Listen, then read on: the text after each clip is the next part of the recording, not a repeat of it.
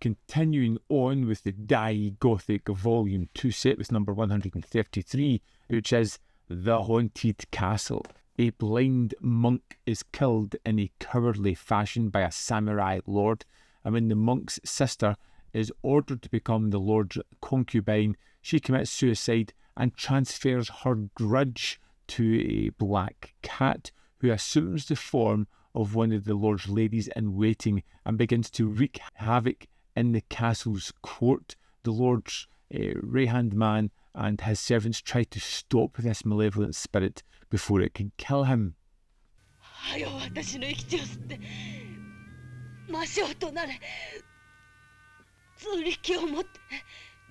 Now, this is one of those colourful, really great movies that wastes no time diving into the Gothic elements of this.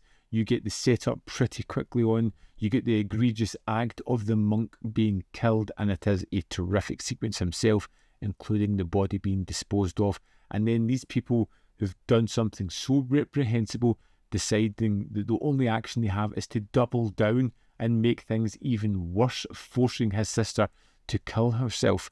But that is the kind of catalyst in the first 15-20 minutes of the film.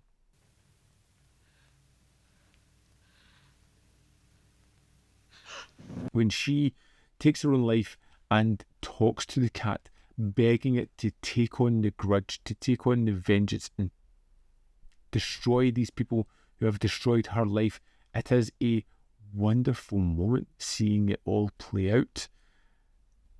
But it's not as impressive as when we get the first reveal of the cat turned person. It is wonderful. It's the gold eyes, it's the look, it's the ragged sharp teeth, it's the crazed hair. Everything about it is a wonderful encapsulation of horror and terror as she starts to stalk this castle, hunting her prey.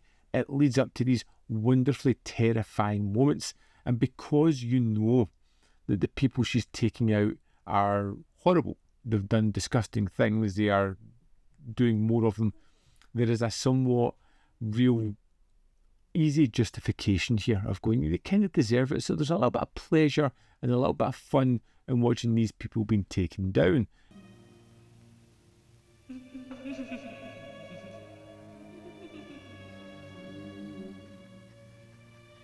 I really loved the look of this film. It's richly atmospheric. It's mist-filled corridors, echoing footsteps, and feline wails all the way through it. They kind of haunt and bounce off the echoes of the shadowy rooms. It's a really kind of haunting tragedy, more than pure fright, but it really does build up that tension incredibly well. It has this deliberate pacing about it that allows the unease to build up until the vengeance is fully unleashed. And there's a certain mastery there in allowing that tension to really get to almost breaking point before really doing it. It uses practical effects to really deliver these wonderfully stunning set pieces. It's kind of minimalist horror. It allows the surroundings, the nature of the people's actions, and just allows the space to take on an otherworldly feel to it, which I think is really terrific.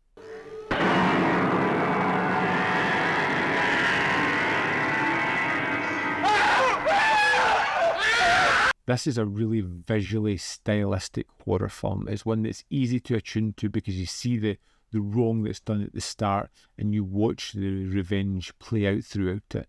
It's done in a really masterful way in creating these wonderful shot sequences where the camera will pan, and as it pans back, things have changed dramatically within the space of one room as we watch creepy effects happen within the shadowy hallways of this castle. It really is just an expertise in creating that wonderful ghost story effect.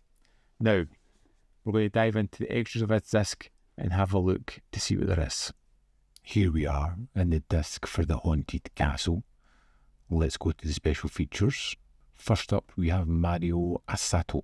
The J-horror filmmaker talks about the dynamics and artistry of The Haunted Castle and its place within the Bakaneko ghost cat tradition. Filmed exclusively for Radiance in June 2025.